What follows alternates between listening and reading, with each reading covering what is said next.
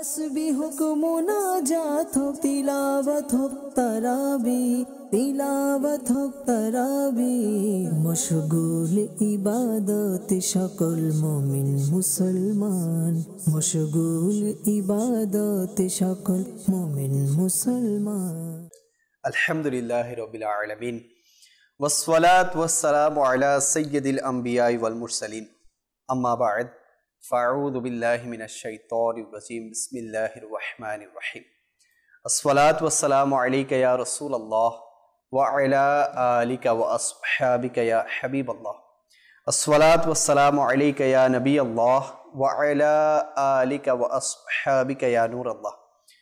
মাদানী চ্যানেলের দর্শকবৃন্দ দেখছেন অনুষ্ঠান রমজানের আহ্বান। রমজানের জুমার কি ফজিলত, আসুন একটু শুনে নেই। হযরত সাইয়্যিদুনা আব্দুল্লাহ ইবনে আব্বাস রাদিয়াল্লাহু তাআলা আনহুমা থেকে বর্ণিত, খাতামুল মুরসালিন শফিউল মুজনিবিন হুজুর নূর সাল্লাল্লাহু আলাইহি ওয়াসাল্লাম ইরশাদ করেন, আল্লাহ তাআলা মাহে রমজানে প্রতিদিন ইফতারের সময় এমন 10 লক্ষ গুনাহগারকে জাহান্নাম থেকে মুক্তি দান করেন যাদের গুনাহের কারণে জাহান্নাম ওয়াজিব হয়েছিল।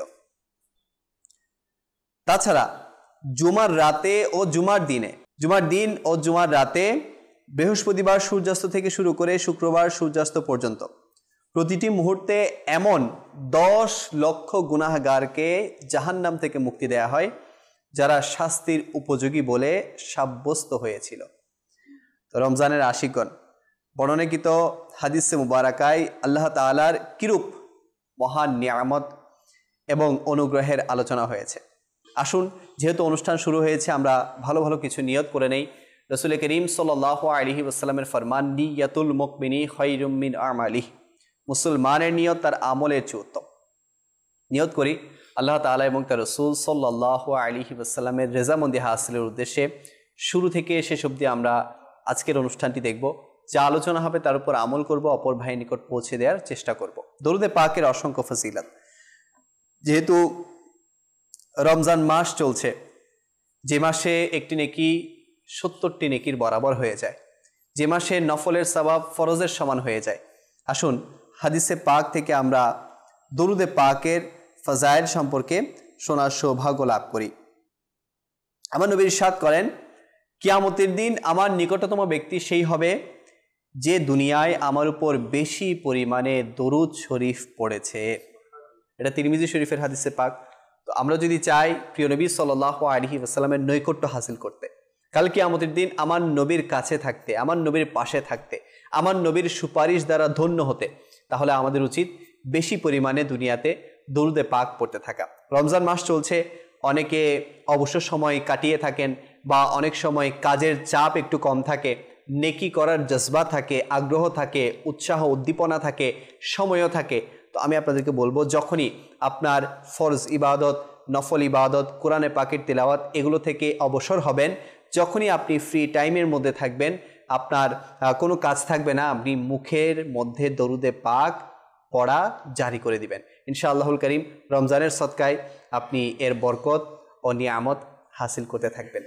সল্লু আলাল হাবিব সাল্লাল্লাহু তাআলা আলা মুহাম্মদ সাল্লাল্লাহু তাআলা আলাইহি ওয়া আলিহি ওয়াসাল্লাম, সালাতাম ওয়া সালামান আলাইকা সাইয়্যিদি ইয়া রাসূলুল্লাহ। আজকে আমাদের নির্ধারিত বিষয় হচ্ছে রমজান ও পরিবার। আচ্ছা, রমজান ও পরিবার। আমরা রমজান যখন আসে তখন পরিবারের সাথে কিভাবে আমাদের সময়টা কাটিয়ে থাকি বা কিভাবে আমাদের সময়টা কাটানো দরকার। রমজান মাস আসলে পরিবারের সদস্যদেরকে কোন কোন বিষয়ে তালিমাত শিক্ষা দেয়া দরকার, কোন কোন বিষয় থেকে নিষেধ করা দরকার। এবং আমরা কিতাবের মধ্যেও দেখতে পাই যে রমজান মাস আসলে পরিবারের জন্য ব্যয়কে বাড়িয়ে দিতে বলেছে, পরিবারের জন্য খরচ করতে বলা হয়েছে। তো ইনশাআল্লাহুল করিম আজকের অনুষ্ঠানে আমরা এই সকল বিষয় নিয়ে আলোচনা শুনবো। আমাদের সাথে নাসির ভাই আছেন, কাউসার ভাই আছেন, ইনশাআল্লাহ আলোচনা হবে, নাত হবে, রমজান ভাই থেকে নাত শুনবো আমরা। আসুন দেরি না করে আমরা একটি কালাম শুনে নেই, এরপর ইনশাআল্লাহ আমাদের আজকের আলোচনার দিকে অগ্রসর হব। সল্লু আলাল হাবিব সাল্লাল্লাহু তাআলা আলা মুহাম্মদ সাল্লাল্লাহু আলাইহি ওয়াসাল্লাম।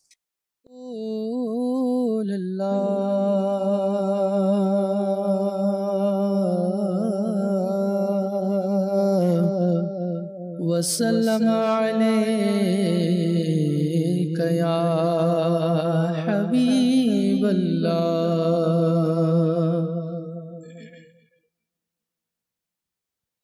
আশা কইরা বইয়া রইছি যাইমু মদিনায় আশা কইরা বইয়া রইছি যাইমু মদিনা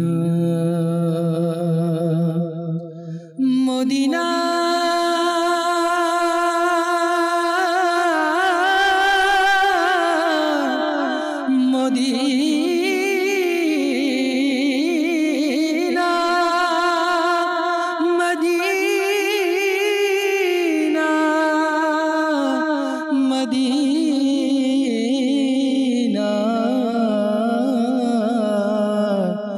মদিনা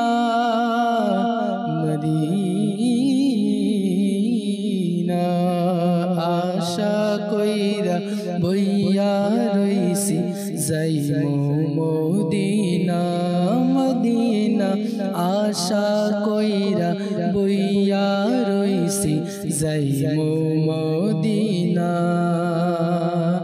ও গো আমার দয়াল নবী ও গো আমার দয়াল নবী ও গো আমার মায়ার নবী ও গো আমার প্রাণের নবী ও গো আমার জানের নবী ডাকবাইনি আমায় আশা কইরা বইয়া রইছি যাইমু মদিনা মদিনা আশা কইরা বইয়া রইছি না মাইনসুর মুখ শুনছি মদিনা কত সুন্দর মাইনসুর মুখ শুনছি মদিনা কত সুন্দর ওই মদিনা দেখবার লাইগা কান্দে মোর অন্তর মাইনসের মুখে শুনছি মদিনা কত সুন্দর ওই মদিনা দেখবার লাইগা কান্দে মোর অন্তর ওই মদিনা দেখবার লাইগা কান্দে মোর অন্তর গরিব আমি কেমনে যাইতাম গরিব আমি কেমনে যাইতাম গরিব আমি কেমনে যাইতাম সোনার মদিনা আশা কইরা বইয়া রইছি যাইমু মদিনা মদিনা আশা কইরা বইয়া রইছি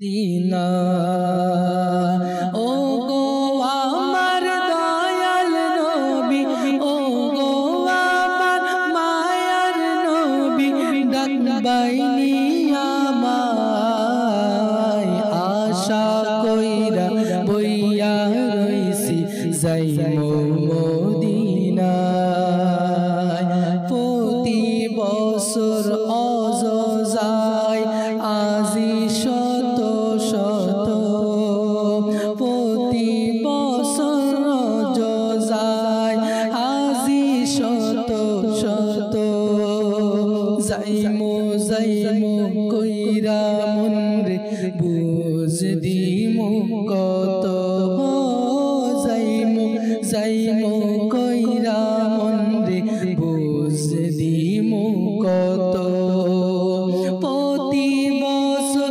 অযযায় হাজি শত শত যাইমু যাইমু কইরা মন রে বুঝ দিমু কত বুকটা আমার যাই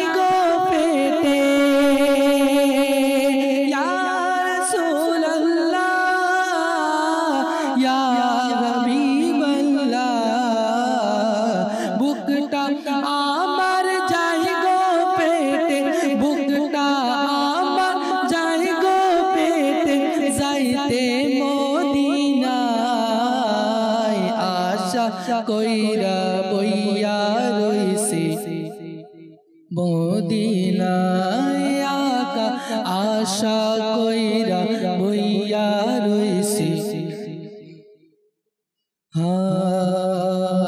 জন্ম লইছি বাংলাদেশ মোর মদিনা ফুরাও আমার এই আশাটা আর কুচ্চা চাই না জন্ম লইছি বাংলাদেশ মোর মদিনা ফুরাও আমার আশাটা আর কুস্তা চাই না আকা ফুরাও আমার এই আশাটা আর কুস্তা চাই না তোমার দারো ঘুমাই থাকিমু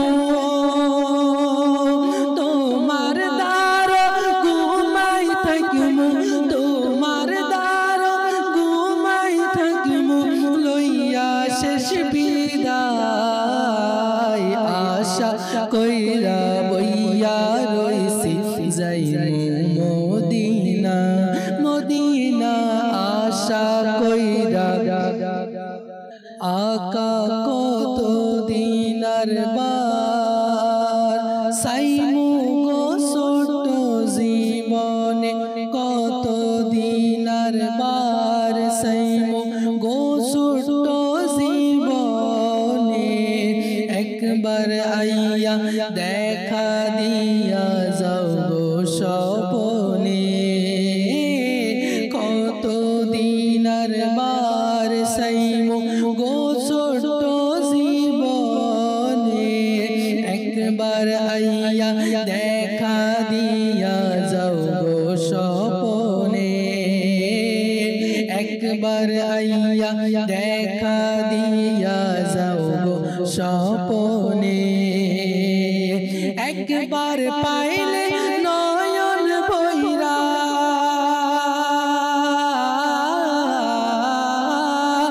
একবার পাইলে নয়ন ভৈরা একবার পাইলে নয়ন ভৈরা দেখমু গো তোমায় আশা কইরা বইয়া রইছি মদিনায় আকা আশা কইরা বইয়া রইছি যাইমু মদিনা মদিনা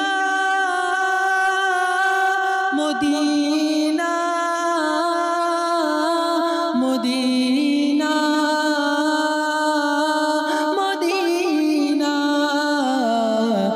আশা কইরা বইয়া রইছি যাইমু মদিনায় ও গো আমার দয়াল নবী ও গো আমার দয়াল নবী ডাকবাইনি আমায় আশা কইরা বইয়া রইছি যাইমু মদিনা মাশাআল্লাহ মাশাআল্লাহ। আল্লাহ পাক আমাদের সবাইকে রমজানে মদিনা নসিব করুন। আজকে আমরা বাংলার জমিনে আছি, অনেক সৌভাগ্যবান আশিকে রসুল মাহে রমজান মদিনার অলিতে গলিতে অতিবাহিত করার সৌভাগ্য লাভ করছে। আবার অনেকের তৌফিক আছে কিন্তু যাওয়ার মতো সেই দিল নেই, যাওয়ার মতো সেই ইচ্ছা নেই, আকাঙ্ক্ষা নেই। আমি বলবো যাদেরকে আল্লাহ পাক মাল ধন দৌলত দিয়েছে, রমজান মদিনাতুল মুনাওয়ারা মক্কাতুল মুকাররমায় গিয়ে কাটান। ইনশাআল্লাহুল করিম আপনার জীবনের সবচেয়ে বেস্ট রমজান হবে সেটি। আল্লাহ করিম আমাদের সবাইকে বা আদব বা জক বা শখ বারবার হাজিরি নসিব করুন। আমিন বিজাহিন নবিয়িল আমিন সাল্লাল্লাহু তাআলা আলাইহি ওয়াসাল্লাম। দেখছেন অনুষ্ঠান রমজানের আহ্বান। আজকে আমরা বিষয় নিয়েছি রমজান ও পরিবার। নাসির ভাই আছেন আমাদের সাথে। রমজান ও পরিবার কিভাবে দেখছেন আপনি বিষয়টাকে? খাতামিন নবিয়িন আলহামদুলিল্লাহ, মাদিনী চ্যানেলের অনেক সুন্দর অনুষ্ঠান আজকের। এর মধ্যে সুন্দর একটা টপিক নেওয়া হয়েছে যেটা আমাদের সবার পরিবারের সাথে সম্পৃক্ত। পরিবার যেহেতু আলহামদুলিল্লাহ সবার সাথে সম্পৃক্ত, তো আজকের বিষয়টাও আমাদের সবার জন্য জরুরি যে আমাদের পরিবারকে কিভাবে আমি রমজানের মধ্যে আমি নেকির মধ্যে রাখবো। রব তাআলার যে মেহমান রমজান এসেছে, এটা সংক্ষিপ্ত সময়ের জন্য এসেছেন, আবার চলে যাবে। জি, এর আগে অনেক মাস এসেছিল, যেমন রজব মাস, এরপরে শাবান মাস। এগুলো এক একটা আল্লাহ পাকের পক্ষ থেকে আমাদের জন্য একটা বিশেষ অফারমূলক একটা মাস। তো সবচেয়ে বড় সকল মাসের যে সরদার, যে সকল মাসের যে সবচেয়ে সর্বাগ্রে যার স্থান রয়েছে তার নাম হচ্ছে রমজানুল মুবারক। এই রমজান মুবারকের এমন ফজিলত রয়েছে, আমরা সবাই জানি যে নফলের সওয়াব ফরজের সমান, ফরজের সওয়াব 70 গুণ বৃদ্ধি করা হয়, আর আল্লাহ পাক চাইতো এর চেয়ে আরো বেশি দান করবেন। তো এর সাথে সাথে দুর্ভাগ্যবশত বর্তমানে আমরা যদি পরিবারের দিকে তাকাই, কিছু ব্যক্তি দেখবেন আপনি এমন ব্যক্তি যারা মসজিদে তো চলে আসে বটে, কিন্তু পরিবারের ব্যক্তিদেরকে ফজরের সময় নামাজের জন্য তুলে না। আপনি দেখবেন সেহরি করবে, খাবার ভালো খাবে, সবগুলো ঠিক আছে, সেহরি করে ঘুমিয়ে যাবে, ইনিও মসজিদে চলে আসে, কিন্তু পরিবারদেরকে এটা এ বিষয়ে তাগিদ দিতে কি পারে না এটা বলবো, নাকি করতে ইচ্ছুক না, নাকি করতে ভয় পায়, এটা সেটা কি আপনি হুজুর বালিগদের কথা বলছেন নাকি নাবালিগদের কথা? জি, বালিগদের কথা বলছি। এমন ব্যক্তি রয়েছে যে মানে রমজান মাসে সেহরি করে ঘুমিয়ে যায়। জি, আচ্ছা। তো এমন ব্যক্তিদেরকে তো বুঝাতে হবে ঘরের কর থাকে না, আমি সকাল থেকে শুরু আসছে না, সকাল থেকে শুরু। এখানে আমার সন্তান রোজা রাখছে, এটাই তো অনেক, আবার নামাজও পড়বে। তো আসলে আল্লাহ পাক রোজাকে ফরজ করেছেন বছরে 1 মাসের জন্য, জি জি, আর নামাজকে ফরজ করেছেন প্রতিদিন 5 ওয়াক্ত করে সারা বছর। জি, বালেক হওয়ার পর থেকে মৃত্যুর আগ পর্যন্ত। এমনকি রিওয়ায়াতের মধ্যে এভাবে পাওয়া যায়, কেউ যদি মৃত্যুর সন্নিকটে, অর্থাৎ এখন ডুবে যাবে, এটা লাস্ট একটা পর্যায়ে বলা হয়েছে, মৃত্যুর সন্নিকটে সে ডুবে যাচ্ছে, এমনকি পানির মধ্যে ডুবে গিয়েছে, হাতের মধ্যে একটা লাকড়ি ধরে আছে, তার নিশ্চিত যে কিছুক্ষণ পরে সে ডুবে যাবে, মারা যাবে। ওই সময় নামাজের সময় চলে আসলো, তাকে ইশারা ভাবে ওখানে ও ডুবে যাবে, ওখানে তাকে নামাজটা আদায় করা তার জন্য ফরজ, ওখানে মাফ হবে না। আচ্ছা, যেখানে বলা হচ্ছে যে 5 মিনিট বা কিছুক্ষণ পরে মারা যাবে নিশ্চিত, ওখানে আবার নামাজের সময় চলে আসছে, ওখানে নামাজ পড়া যদি ফরজ হয়, নামাজ মাপ নেই, ওখানে নামাজ মাপ নেই। তো মাশাআল্লাহ, ইফতার করা, সেহরি করা, এটা একটা ইবাদত। মাশাআল্লাহ, সেহরি করে যে আমার পরিবারের মধ্যে কয়েকজন সদস্য নামাজ পড়লো, কয়েকজন সদস্য নামাজ না পড়ে যে ঘুমিয়ে গেল, আমি দেখলাম, তাদেরকে নামাজের দাওয়াত দিলাম না, বা আমার যেটা কর্তৃত্ব আছে না, আমার একটা ঘরের মধ্যে একটা যে মানে আমার কথা রাখবে সবাই, আমার একটা দাপট আছে। দেখেন, দাপট জিনিসটা না লিয়াকত ভাই অনেক দুঃখের সাথে বলতে হয়, আমরা আত্মসম্মান বোধের মধ্যে যখন আঘাত আসে তখন দেখায়, ওই দাপটটা আমরা দেখাই। যখন রব তাআলার কোনো সম্মানের মধ্যে আঘাত আসে, রব তাআলার ফরমাবরদারির মধ্যে ফরজিয়াত যখন ছুটে যায়, যখন আল্লাহ পাকের প্রিয় মাহবুবের সম্মানের মধ্যে যখন আঘাত আসে, তখন ওই দাপটটা আমাদের সবার ওটা আসে না। আসলে যেটা মানে সামাজিকতা, এটা পারিবারিক যেটা বা বংশীয় যেটা আভিজাত্যর যেটা দাপট দেওয়া বা যেটা ক্ষমতা, ওইটা আমরা তখনই দেখে যখন বংশের উপর আঘাত আসে, আত্মসম্মান বোধের উপর। জি জি। তো এটা আফসোসের বিষয় যে মানুষ কেন বুঝে না, আমরা ইসলাম এর সাদকায় আমরা সম্মান পেয়েছি। সম্মান তো পেয়েছি ইসলামের সাদকায়, দিন ইসলামের সাদকায়, আমার নবীর সাদকায় ইসলাম পেয়েছি, সম্মান পেয়েছি। তো আমার নবীর হুকুমের উপর, আল্লাহ পাকের হুকুমের উপর যখন কোনো বিরোধী কাজ হচ্ছে, তখন আমাদের ওই বিষয়টা কাজ করে না কেন? তো এটার সাহাবাইকে আমরা, এটা আলহামদুলিল্লাহ এমন ছিল না, তারা যুদ্ধের ময়দানে চলে যেতেন, এমনকি বাচ্চাদেরকে নিয়ে যেতেন, নিজের যারা বালেক বাচ্চা আছেন, বালেক ছেলেরা আছেন, অনেক সময় ছেলে বাবাকে নিয়ে যেতেন, বাবার সামনে ছেলে শহীদ হচ্ছে, ছেলের সামনে বাবা শহীদ হচ্ছে, এরা পরোয়া করতেন না যে আমার নবীর দিন ইসলাম উজ্জীবিত হোক।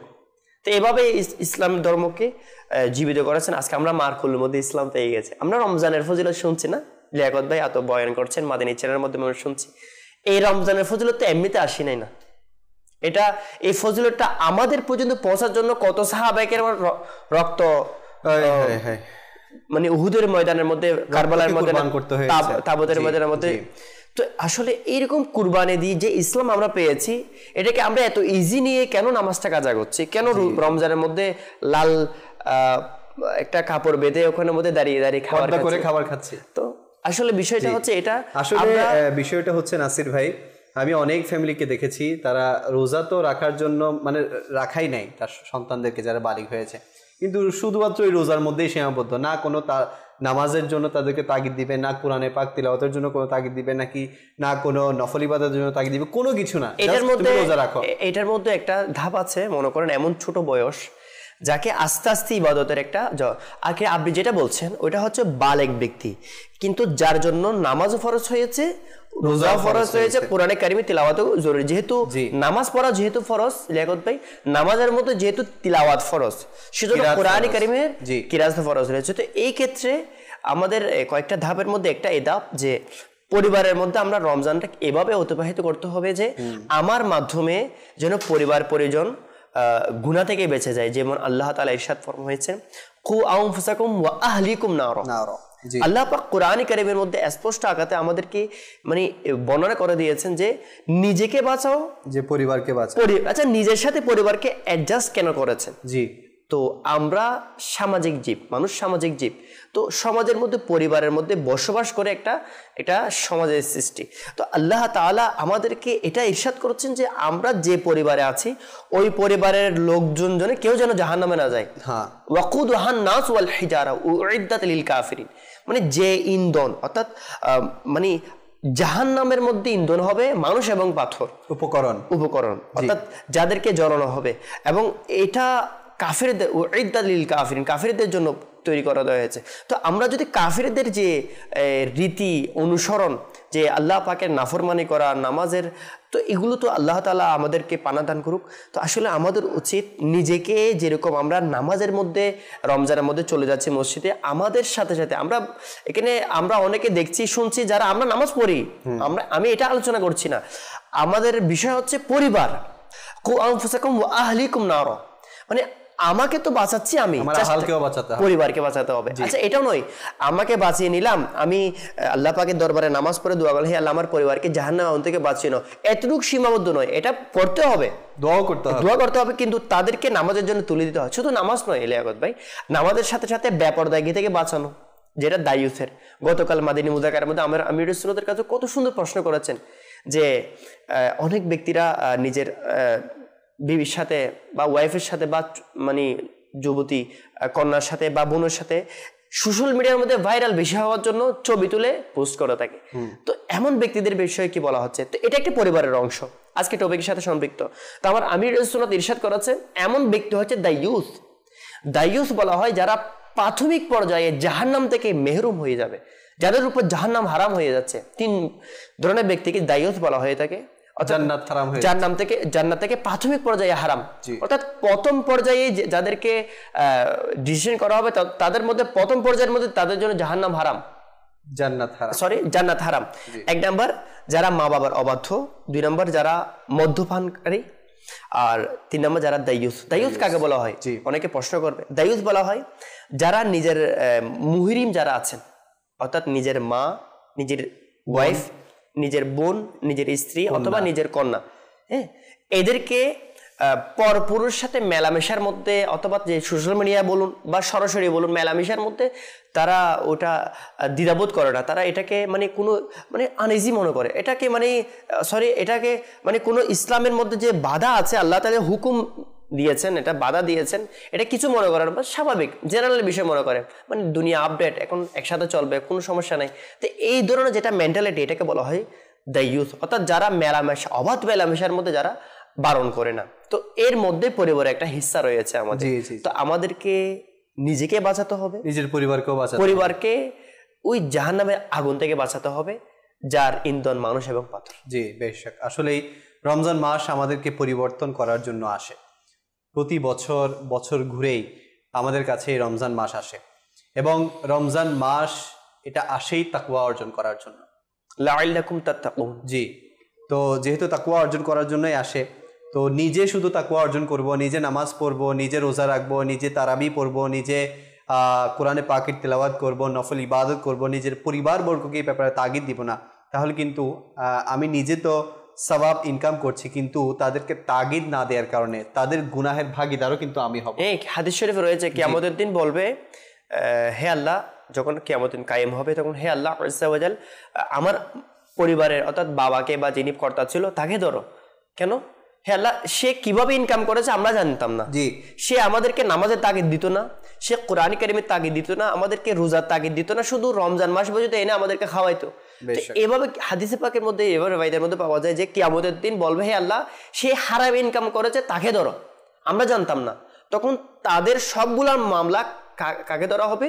যে অনেক কষ্ট করে মাথার গাম পায়ে ফেলে রমজান মাস পর্যন্ত এত মেহনত করে কষ্ট করে পরিবারের জন্য কষ্ট করেছে, শেষ পর্যন্ত তারা বিপরীত হয়ে যাবে। জি, আচ্ছা হুজুর, এখানে আরেকটা বিষয়ও থেকে যায়, সেটা হচ্ছে অনেকে প্রশ্ন করে যে হুজুর, আমি আমার ফ্যামিলি মেম্বারদেরকে বুঝাই, তাদেরকে তাগিদও দিই, কিন্তু এরপরও তারা সংশোধন হচ্ছে না, তো এই ক্ষেত্রে ওই ব্যক্তির করণীয় কি? করণীয় হচ্ছে এটা যে হুসনে আখলাকের মুজাহিরা করবে। মুজাহিরা মানে সচ্চরিত্রবান হয়ে যাবে। অর্থাৎ ইসলামে যেটা ওয়া ইন্নাকা লাআলা খুলুকিন আযীম, আমার নবী সাল্লাল্লাহু আলাইহি ওয়া আলিহি ওয়াসাল্লামের যে হুসনে আখলাক, সচ্চরিত্র রয়েছে, এই সচ্চরিত্রের অনুসরণ করে নিজের বিবির সাথে, বাচ্চার সাথে, কারোর সাথে খারাপ মেজাজে কথা না বলা, তার সুন্দরভাবে বোঝানো আল্লাহ পাকের মহব্বত, আমার নবীর মহব্বত, এভাবে ইসলামের মহব্বত দিয়ে আস্তে আস্তে আল্লাহ পাক তাদেরকে হিদায়াত। আচ্ছা, এটা কাউকে মানে জোর এরকম নয় যে আমার কাছে হিদায়াতের দায়িত্ব, আমি তাকে হিদায়াত দিয়ে দিব। আমাদের কাজ হচ্ছে বুঝানো, বুঝাতে থাকা। ফাযাক্কির ইন নাফাআতিয যিকরা, আমাদের কাজ হচ্ছে বুঝানো। ফাইন্না যিকরা তানফাউল মুমিনিন, নিশ্চয় বুঝানো মুসলমানদেরকে উপকার দিবে। আমরা কাজ বুঝাবো আর মানানো আমাদের কাজ নয়। আর আমাদের কাজ হচ্ছে যাকে বুঝালে, যাকে বললে শুনবে, তাকে বুঝানো আমার জন্য ওয়াজিব। তাকে যদি আমি না বুঝে তবে আমি গুনাহগার হব। আচ্ছা, যাকে বুঝালে আমার নিশ্চিত ধারণা আমি ইনাকে বুঝাতে যাব সে আবার উগ্র মেজাজে হয়ে যাবে, তো তাকে বোঝানো জরুরি না। কিন্তু ইসলাম আমাদেরকে একটা অপশন রেখেছে, তার সাথে সুন্দর আচরণ করা হোক, তার সাথে রেসপেক্ট দেওয়া হোক, তাকে সম্মান দেওয়া হোক। দেখবেন লেখত ভাই, রেসপেক্ট মানে মানুষকে সম্মান দেয়া, মানুষকে সম্মান দেওয়ার কারণে অনেক সময় না পশু পাখি পর্যন্ত, এমনকি যেগুলো মানে বাকশক্তিহীন প্রাণী, এগুলো পর্যন্ত বসে চলে আসে। মানুষ কেন আসবে না? আল্লাহ পাক আমাদের সবাইকে এমন ইনফিরাদি কোশিশ, একক প্রচেষ্টা করার তৌফিক দান করুক, যার বদৌলতে, যার মাধ্যমে আল্লাহর কোনো বান্দা বা বান্দি আমার মাধ্যমে হিদায়াত প্রাপ্ত হয়ে যাবে। তো বুঝানো দরকার, কেননা বুঝানো মুসলমানকে উপকার। হাদিস শরীফে রয়েছে তোমার মাধ্যমে যদি আল্লাহ পাক কাউকে হিদায়াত দান করে, যে বুঝানো, আপনি বলছেন বুঝানো, তো অনেকে বলবে বুঝানোর ফজিলত কি? হাদিস শরীফ এটা শুনেনি।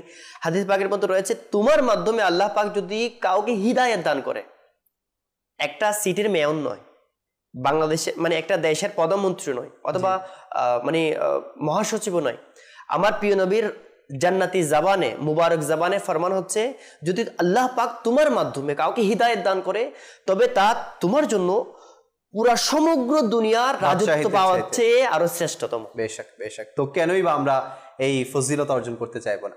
তো আমাদের উচিত প্রতিনিয়ত কারো না কারো উপর একক প্রচেষ্টা করা, বুঝানো, আল্লাহর বান্দাকে, পথহারা বান্দাকে আল্লাহর রাস্তায় আনা, আল্লাহর দিকে ঝুঁকানো, আল্লাহর দিকে প্রত্যাবর্তন করা, নবীর দিকে প্রত্যাবর্তন করা, নবীর ইশকে তার অন্তরে বৃদ্ধি করা, এটার কাজে লেগে থাকা উচিত। ইনশাআল্লাহুল কারীম আমরা আরো ডিটেলস আলোচনা করব, কাউসার ভাই থেকে শুনবো ইনশাআল্লাহ। কিছু দর্শকের কল আছে, কলগুলো আগে নিয়ে নিব। জি, মোহাম্মদ মজনু মিয়া, আপনাদের চ্যানেল দেখতেছি, আমার কাছে খুবই ভালো লাগছে। আমি সর্বদাই আপনাদের চ্যানেল দেখি, ইসলামিক আলোচনা করেন, এগুলি আমার কাছে খুবই ভালো লাগে। আপনারা আমাকে দোয়া করবেন যাতে সবসময় মাদানী চ্যানেল দেখতে পারি। আল্লাহ পাক আপনাকে সব সময় এবং আপনার পরিবারকেও সবসময় মাদানী চ্যানেল দেখার তৌফিক দান করুক। Next call. আমার নাম মোহাম্মদ মিন্টু, সিরাজগঞ্জ জেলা। জি, আমরা আপনাদের অনুষ্ঠান দেখছিলাম, একটা গজল শুনতে চাই, সোনার মদিনা প্রাণের মদিনা। আচ্ছা, এই কালামটি শুনতে যাচ্ছেন, সোনার মদিনা প্রাণের মদিনা। ইনশাআল্লাহ রমজান ভাই আছে, মদিনা মদিনা করে দিবে। Next call. আমার নাম আব্দুল রহমান, আমি দিনাজপুর থেকে বলতেছি। মাদানী অনুষ্ঠান দেখি সারাদিন, খুবই সুন্দর আপনাদের অনুষ্ঠান।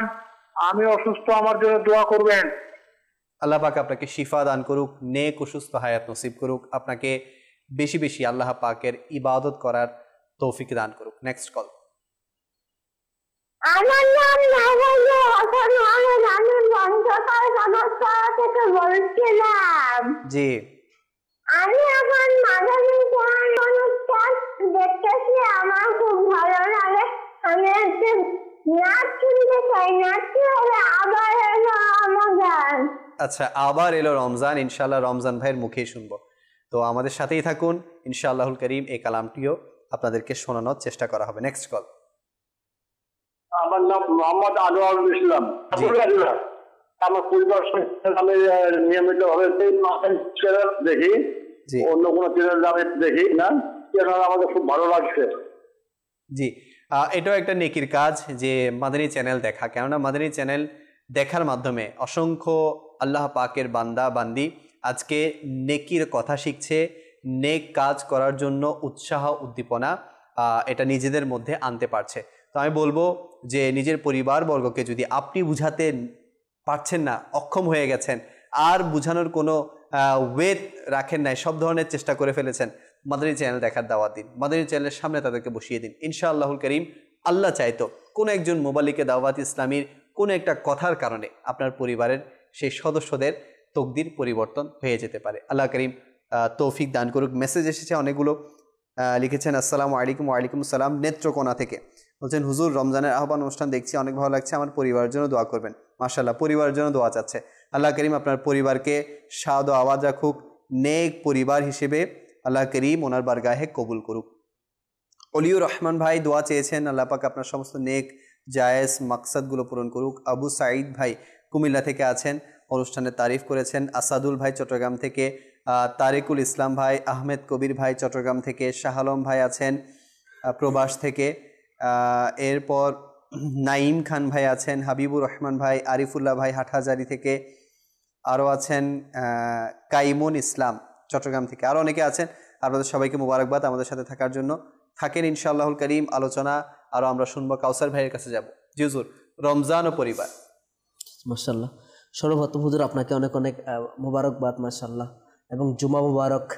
রমজানুল মুবারক মাসের প্রথম জুমার দিন আজ মাশাআল্লাহ। শুরুতেই যে হাদিসটা আপনি বর্ণনা করেছিলেন যে রমজান মাসে তো প্রত্যেক দিন ইফতারের মুহূর্তে আল্লাহ তাআলা 10 লক্ষ জাহান্নামীদেরকে মুক্ত করে দেয়। আজকের দিনটা হচ্ছে ওই মুবারক দিন। আজকের দিনে রমজান মাসে প্রতি মুহূর্তে 10 লক্ষ করে জাহান্নামীদেরকে আল্লাহ তাআলা মাগফিরাত দিবেন, ক্ষমা করে দিবেন।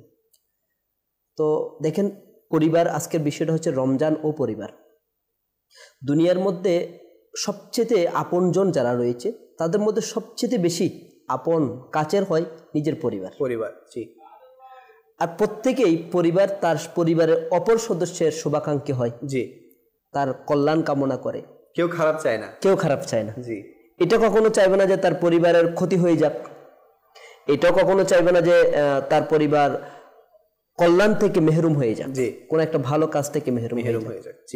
অনেক সময় এটা দেখা যায়, সন্তান যখন দুনিয়াবি পড়ালেখা বা দুনিয়াবি কোনো কাজের ক্ষেত্রে উদাসীন হয়ে যায়, তখন মা বাবার কপালের মধ্যে চিন্তার ভাঁজ পড়ে যায়, চিন্তিত হয়ে যায় যে আমার সন্তান কি হয়ে যাচ্ছে, উদাসীন হয়ে যাচ্ছে।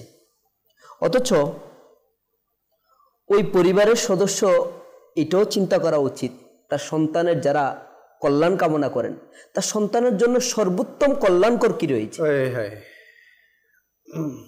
তার সন্তানকে জাহান্নাম থেকে মুক্ত রাখা, তার সন্তান যেন জান্নাতবাসী হয় সে কামনা করা, সেই চিন্তা করা।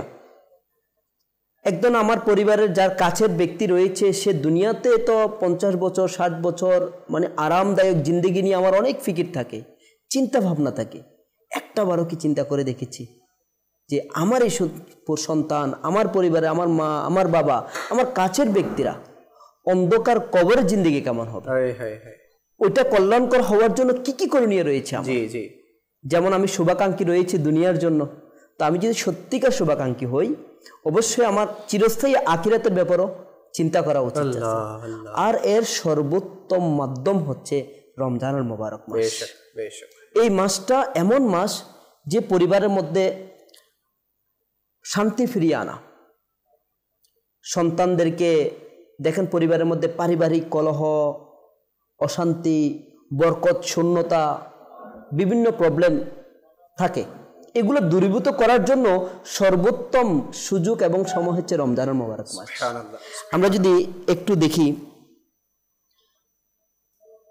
হযরতে ইসলামের দ্বিতীয় খলিফা আমিরুল মুমিনিন হযরত সাইয়েদনা ওমর ফারুক আজম রাদিয়াল্লাহু তাআলা আনহু বর্ণনা করতেছেন, আল্লাহ পাকের সর্বশেষ এবং সর্বশ্রেষ্ঠ নবী সাল্লাল্লাহু তাআলা আলাইহি ওয়াসাল্লাম ইরশাদ করেন, সবাই একসাথে খাও, আলাদা আলাদা খেও না, কেননা বরকত জামাআতের সাথেই হয়ে থাকে। জি, ইবনে মাজাহ শরীফের একটা হাদিস।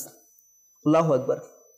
আমরা যদি এখন এই দৃশ্যটা, এই সুন্নতের উপর আমল করার এই দৃশ্যটা, বরকত লাভ করার এমন একটা আমল রমজানুল মোবারক মাসের মধ্যেই আমরা অভ্যেস করার একটা সুযোগ রয়েছে। জি জি জি, সেটা পরিলক্ষিত করা যায় ম্যাক্সিমাম রমজান মাসে আমাদের ইফতারের মুহূর্তে দেখা যায় একসাথে জি ইফতার করার একটা প্রবণতা আমাদের সমাজের মধ্যে রয়েছে। বেশক। তো এটা যদি আমরা ঘরে ঘরে প্রত্যেকটা ঘরের মধ্যে জারি করে দিই, রমজান মাসে এই সুন্নতের উপর আমল করা, তো আল্লাহ তাআলা চাহিত ইনশাআল্লাহুল করিম আমার ঘরের মধ্যে বরকত মিলে যাবে। আর সবচেয়ে পছন্দনীয় কাজ বলা হচ্ছে কি আল্লাহ তাআলার দরবারে যে দলবদ্ধতার সাথে কাজ করার মধ্যে। আরেকটা বিষয় হচ্ছে পরিবারের কলহ দূর করা, পারিবারিক অশান্তি দূর করা। এখন পারিবারিক অশান্তির মূলে কি রয়েছে সেদিকে যদি আমরা একটু চিন্তা করি, আমার সন্তান অসৎ কাজের দিকে কেন যাচ্ছে, খারাপ কাজের দিকে কেন যাচ্ছে, ইবাদত থেকে কেন উদাসীন হচ্ছে, মা বাবার অবাধ্য কেন হচ্ছে, আমরা যে দেখতে চাই না, এর মূলে এটাই রয়েছে যখন কোনো সন্তান বা পরিবারের সদস্য সুন্নাত থেকে দূরে চলে যাবে, ইসলামের নিয়ম নীতি থেকে দূরে চলে যাবে, ইবাদত থেকে দূরে চলে যাবে, তখনই তার মাধ্যমে সামাজিক যে সকল বিশৃঙ্খলামূলক কাজ রয়েছে, সেগুলো পরিবারের মধ্যে অশান্তিমূলক কাজ রয়েছে, তার মাধ্যমে তখনই সংগঠিত হবে। জি বেশক, খুব সুন্দর বলেছেন কাউসার ভাই। তাহলে যদি আমার পরিবারের ওই সদস্যকে আমি যদি চাই যে পরিবারের মধ্যে শান্তি ফিরে আসুক, তাহলে সর্বোত্তম পন্থা হচ্ছে এই রমজানুল মোবারক মাসের মধ্যে তাকে ইবাদতমুখী করা, জি তাদের কাকে নেকির কাজের প্রতি পরিচালিত করা, তাকে নামাজের তাগিদ দেওয়া। জি, অনেক সময় আল্লাহ তাআলা প্যারা হাবিব সাল্লাল্লাহু তাআলা ইসলামের হাদিসে মুবারাকার একটা সারমর্ম হচ্ছে এমন,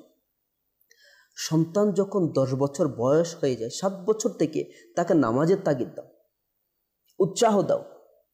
আর যখন 10 বছর বয়স হয়ে যাবে তখন তাকে এমনও বলা হচ্ছে বেত্রাকাজ যদি করতে হয়, যেটা তার জন্য সহনীয় পর্যায়ে পর্যন্ত যেন বেত্রাঘাত করা হয় নামাজের জন্য। অর্থাৎ এটাকে জোর দেয়া হয়েছে, 10 বছর বয়স হলে একেবারে জোর তাগিদ তাকে যাতে নামাজ পড়ানো হয়। জি, আল্লাহ তাআলার ফানা আমাদের এমন দেখা যায় 10 বছর তো দূরের কথা, সন্তান বালিক হয়ে গিয়েছে, তার উপর রোজা ফরজ হয়ে গিয়েছে, নামাজ ফরজ হয়ে গিয়েছে। মা বাবা আল্লাহ তাআলার ফানা নফসের দোকায়, শয়তানের দোকায় ওইটাকে শুভকামনা মনে করে না, আমার সন্তান এখনো খিদা সহ্য করতে পারবে না, আমার সন্তান এই সকালবেলা ভোরবেলা উঠবে, আবার অনেকে আপনি যেটা বলেছিলেন যে রোজা তো থাকতেছে কষ্ট করে, আবার সে নামাজও পড়বে, মাশাআল্লাহ আমার জন্য তো অনেক গর্বের বিষয়, আমার সন্তান রোজা থাকতেছে, 14-15 বছর বয়সে আমার সন্তান রোজা থাকতেছে, মানে এটাকে গর্বের বিষয়।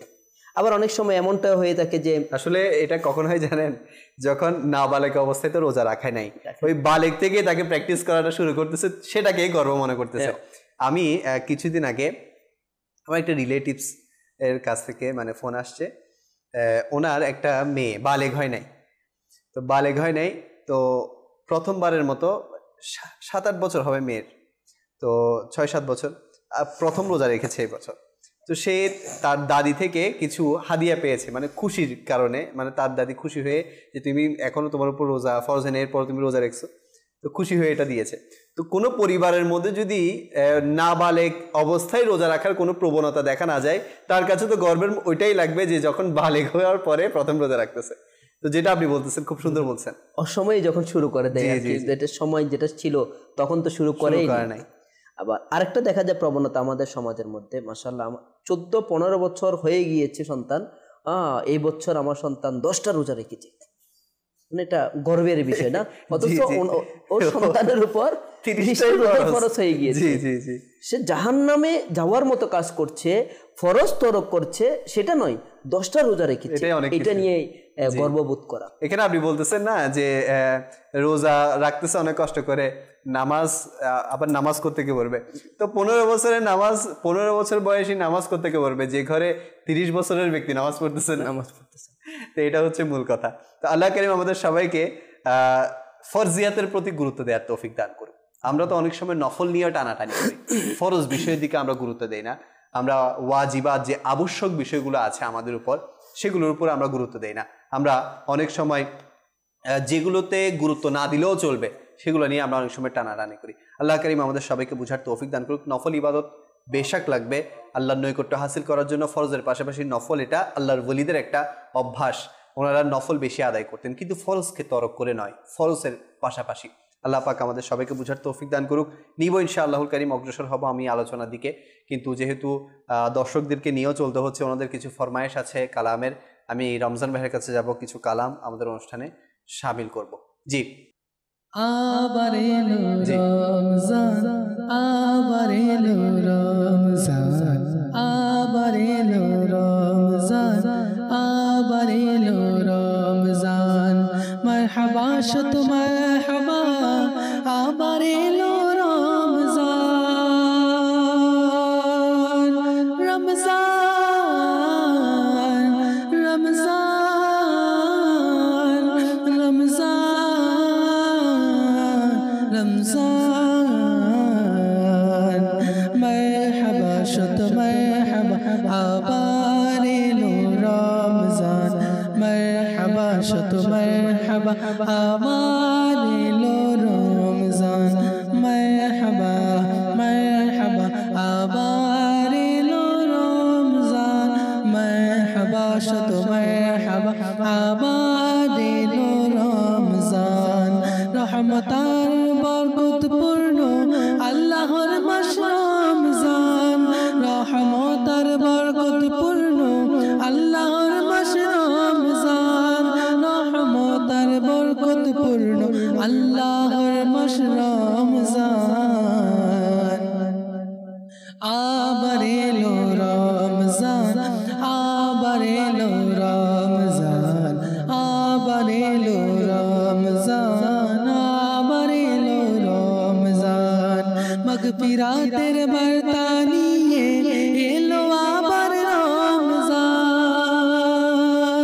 মাগফিরাতের বার্তা নিয়ে, মাগফিরাতের বার্তা নিয়ে, মাগফিরাতের বার্তা নিয়ে, আবার এলো রমজান, আল্লাহর মাস রমজান, আল্লাহর মাস রমজান, গুনাহ মাফের মাস এলো, আবার এলো রমজান, উঠবে জেগে ঘুমন্ত ভাগ্য তাজা হলো ঈমান, উঠবে জেগে ঘুমন্ত ভাগ্য তাজা হলো ঈমান, আবার এলো রমজান, আবার এলো রমজান, মারহাবা মারহাবা, আবার এলো রমজান, মারহাবা মারহাবা, আবার এলো রমজান, ইবাদতের তরে তোমরা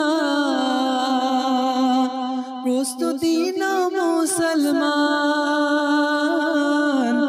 ইবাদতের তরে তোমরা প্রস্তুতি নাও মুসলমান, ইবাদতের তরে তোমরা প্রস্তুতি নাও মুসলমান, লুটে নিও রহমতের ধারা, 30 দিনের মেহমান, 30 দিনের মেহমান, আবার এলো রমজান, আবার এলো রমজান, আবার এলো রমজান, আবার এলো রমজান, নাজা তেরি বার্তা নিয়ে এলো আবার রমজান, নাজা তেরি বার্তা নিয়ে এলো আবার রমজান, আন্দোলিত হো গুনাহগার ক্ষমার এই মাস রমজান, আন্দোলিত হো গুনাহগার ক্ষমার এই মাস রমজান,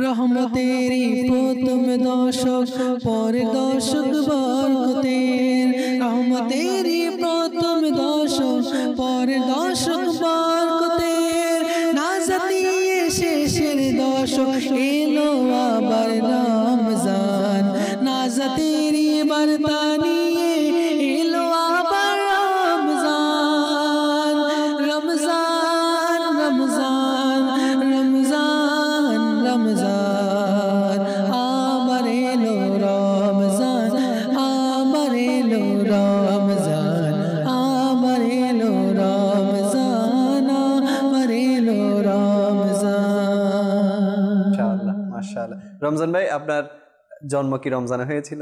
জি, রমজানের প্রথম, মাশাআল্লাহ। এজন্য রমজানের যে চাঁদ উঠেছিল প্রথম সেহরি আমার আম্মুর বড় বোন থেকে আমি শুনেছি আর কি, যে তিনি বলেছেন যখনই সেহরি খাওয়া শেষ হলো তখন আমার আম্মুর মানে প্রসবের, মাশাআল্লাহ, আপনি দুনিয়াতে আগমন করেছেন। মাশাআল্লাহ, আল্লাহ পাক বরকত দিক, আপনাকে আরো বরকত দিক, আপনাকে আপনার কণ্ঠে আরো বরকত দিক। আমাদের ওদিকেও প্রসিদ্ধ আছে, সব জায়গায় প্রসিদ্ধ। রমজানে হলেই এই নামটা বেশিরভাগ ছেলেদের ক্ষেত্রে রাখা হয়, রমজান। অনেক দেখেছি আমি। জি জি, অনেক জায়গায় এটা আছে, প্রসিদ্ধি আছে।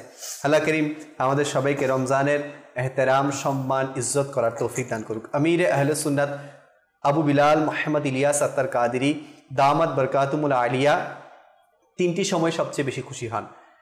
প্রথম নম্বর খুশি তিনি তখন হন যখন রবিউল আউয়াল শরীফের আগমন হয়, 12 রবিউল আউয়ালের আগমন হয়। দ্বিতীয় সময় তিনি তখন বেশি খুশি হন যখন তিনি মদিনাতুল মুনাওয়ারায় হাজিরি দেন। তৃতীয় খুশি তিনি বেশি হন যখন মাহে রমজানের আগমন হয়। তো মাহে রমজানকে সম্মান করা দরকার। আমি তো দেখেছি আমিরুল সুন্নাত দামাত বরকাতুমুল আলিয়া ছোট ছোট বাচ্চাদেরকে নিয়ে, ঘরের বাচ্চাদেরকে নিয়ে মাহে রমজানের খুশি উদযাপন করে, মাহে রমজানের ব্যাপারে ছোট ছোট বাচ্চাদেরকে তারগিব দেয়। আমরা দেখেছি মাদানী চ্যানেলে হাসান রেজা, আপনারা অনেকে যাকে চেনেন, তাকে বালিগ হওয়ার আগ থেকে রোজা রাখার ব্যাপারে কেমন উৎসাহ উদ্দীপনা দিয়েছে, এবং সে বালিগ হওয়ার আগেও মনে হয় গত বছরও সম্পূর্ণ রোজা রেখেছিল, আমি যতটুকু শুনেছি। গত বছরও সে কিন্তু এখনো বালেগ হয় নাই। তো এটাই হচ্ছে আসলে গর্বের বিষয়, এটাই হচ্ছে খুশির বিষয় যে বালেগ হওয়ার আগে সম্পূর্ণ রোজা রাখা, বালেগ হওয়ার পর তো এমনিতেই রাখতে হবে। আল্লাহ করিম আমাদের সবাইকে রমজানে খুশি উদযাপন করার তৌফিক দান করুক। এবছর আমিরুল সুন্নাতের পক্ষ থেকে একটি উৎসাহ এটাও দেওয়া হয়েছে যাতে আমরা রমজানে নিজের ঘরকে সাজাই। যেহেতু রমজান মাস আসলে বিভিন্ন অলিগলি সেজে যায়, মার্কেটগুলো সেজে যায়, তো কেন আমরা আমাদের ঘরকে সাজাবো না? অনেক কান্ট্রি আমি দেখেছি যে কান্ট্রিগুলোর অলিগলি সেজে যায় রমজান মাস আসলে, অনেক ঘর সেজে যায়, তো আমরা কেন সাজাবো না? যার যতটুকু সামর্থ্য আছে আমরা ঘরকে সাজানোর চেষ্টা করব। আল্লাহ করিম আমাদের সবাইকে আমল করার তৌফিক দান করুক। আবারও আমি নাসির ভাইয়ের কাছে যাব।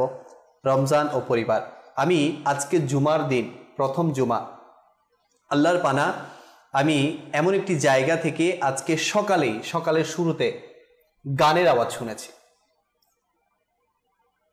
জানি না সেটা কি মুসলমানের ঘর থেকে নাকি কোনো নন মুসলিমের ঘর থেকে, কিন্তু এটা শুনে আমি খুবই মর্মাহত হয়েছি যে রমজানের প্রথম জুমার সকালে গানের আওয়াজ। কি বলবেন আপনি? আল্লাহ মানাল হাফিজ, আসলে বিষয়টা তো আপনি আরো হৃদয় বিদারক করে দিন।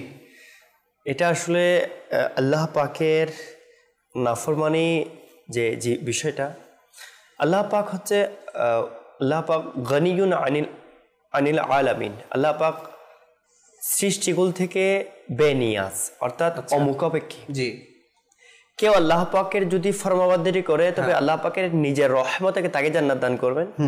আর কেউ যদি রমজান মাসেও যদি মদ পান করে, রমজান মাসেও যদি কুকর্ম করে, রমজান মাসেও যদি আপনি যেটা বলছেন আপনি দেখেছেন, শুনেছি আমি কোন একটা ঘটনা এরকম খারাপ, তো এগুলো যারা করে না, হাদিস পাকের মধ্যে রয়েছে রমজান মাসের যারা মূল্যায়ন করে না, যারা ইজ্জত দেয় না, অথবা রমজান মাসে এমন কোনো গুনাহ করলো যেটা আস্তাগফিরুল্লাহ, কোনো মদ পান করলো অথবা কুকর্ম করলো, আস্তাগফিরুল্লাহ, রমজান মাসের তাজমের অর্থাৎ অসম্মানমূলক বড় ধরনের এরকম কাজ করে ফেলে। হাদিস পাকে এভাবে পাওয়া যায় যে আগামী রমজান আসার আগ পর্যন্ত তার এমন কোনো আমল নসিব হবে না যে আমল তাকে জাহান্নামের আগুন থেকে বাঁচাবে। আল্লাহ, অর্থাৎ এর মধ্যে যদি সে মারা যায় তবে সে জাহান্নামে প্রবেশ করবে। আস্তাগফিরুল্লাহ, এটা কত বড় একটা বিষয় হাদিস পাকের মধ্যে, যে আগামী রমজান আসার আগ পর্যন্ত এমন কোনো সে আমল করতে পারবে না যে আমলটার মাধ্যমে সে জাহান্নাম থেকে বাঁচতে পারবে। তো ওর মধ্যে যদি তার মৃত্যু যদি হয়েও যায়, আস্তাগফিরুল্লাহ, তাহলে আল্লাহ পাকের পানা। তো আসলে আমাদের ভয় করা উচিত। এই হাদিস পাকের মধ্যে আল্লাহ নবী ইরশাদ করেছেন, তোমরা রমজানের বিষয়কে ভয় করো, কেননা মানে রমজান যেরকম আমাদেরকে নেকি সমূহ বাড়িয়ে দেয়, সেরকম গুনাহের মামলা এরকম। অর্থাৎ জুমার দিন, জুমার দিন যেরকম একটা নেকি হলে 70টা নেকি লেখা হয়ে থাকে না আজকে জুমার দিন, তো এরকম রিবায়াতের মধ্যে রয়েছে জুমার দিনে তো একটা গুনাহ করলে 70টা গুনাহ লেখা হয়ে থাকে। আর রমজান মাসে হোক বা অন্য দিনে হোক, মক্কায়ে পাকের মধ্যে একটা নেকি করলে হুদুদে হারামের মধ্যে 1 লক্ষ নেকি লেখা হয়ে থাকে, আর একটি গুনাহ করলে 1 লক্ষ গুনাহ লেখা হয়ে থাকে। তো আমাদেরকে নেকির মধ্যে যেরকম মাত্রা বেড়ে যাচ্ছে রমজান মাসে বা জুমার দিনে অথবা মক্কায়ে পাকের মধ্যে, মদিনা পাকের মধ্যে, তো আমাদেরকে আল্লাহ পাকের নাফরমানিগুলো থেকে ভয় করতে হবে। তো আমাদের উচিত বাস এটা আসলে খৌফে খুদা যখন নসিব হয়ে যাবে, আল্লাহ পাকের ভয় যে আমি যে মরব, এতটুকু বাস যথেষ্ট। আল মৌত মানে মৃত্যু এমন একটা বিষয় না যেটা সকল কিছুর স্বাদকে গ্রাস করে নেয়, মৃত্যুর স্মরণটা। তো আমাদের কাছে যদি এতটুকু যদি স্মরণ থাকে যে আলাম ইয়ালাম বিআন্নাল্লাহ ইয়ারা, মানে এতটুকু ধারণা যে আমি যে গান বাজাচ্ছি, এই গান বাজানো অবস্থায় যদি কান যদি বধির হয়ে যায়, অর্থাৎ যদি আমার কানের শ্রবণ শক্তি আল্লাহ পাক তুলে নেয়, আমি যদি কুদৃষ্টি দেখছি মোবাইলে হোক বা অন্য বা সরাসরি হোক, তো ওই অবস্থায় চোখের দৃষ্টিশক্তি আল্লাহ পাক যদি ফিরিয়ে নেয়, অর্থাৎ মানে এটা যদি কেড়ে নিয়ে থাকে, তো চোখ যদি অন্ধ হয়ে যায়, যে হাত দিয়ে গুনাহ করছে হাত যদি সাথে সাথে যদি এটা গজব চলে আসে। জি আচ্ছা, এমন ব্যক্তি আছে আগে জামানার মধ্যে গুনাহ করছিল, গুনার মধ্যে করা অবস্থায় জমিনের মধ্যে ধসে গিয়েছে।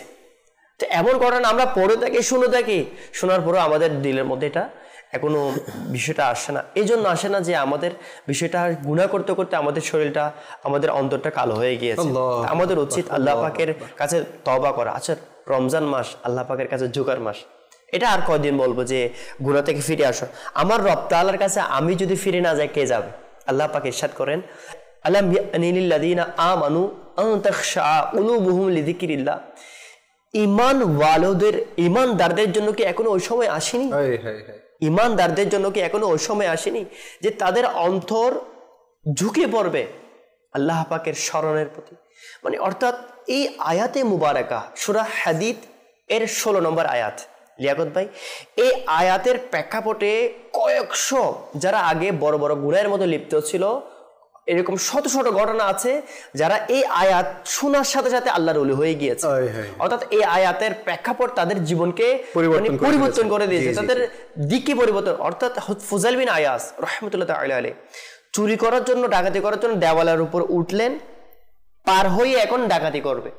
দেওয়ালের ওখান থেকে গায়েবীভাবে এই কোরআনে পাকের আয়াত আসছে। তো হযরত সাইয়্যিদুনা অনেক আল্লাহর ওলির ক্ষেত্রে রয়েছে নেকি দাওয়াত কিতাবের মধ্যে, যে আগে গায়ক ছিল, সে বাঁশি বাজাচ্ছিল, বাঁশির আওয়াজ দিয়ে, যে বাঁশির সুর আছে ওই বাঁশির সুরের আওয়াজ দিয়ে এই কোরআনে পাকের আয়াত, যে ঈমানদারদের জন্য কি এখনো ওই সময় আসেনি যে তাদের অন্তর ঝুঁকে পড়বে আল্লাহ পাকের সামনে?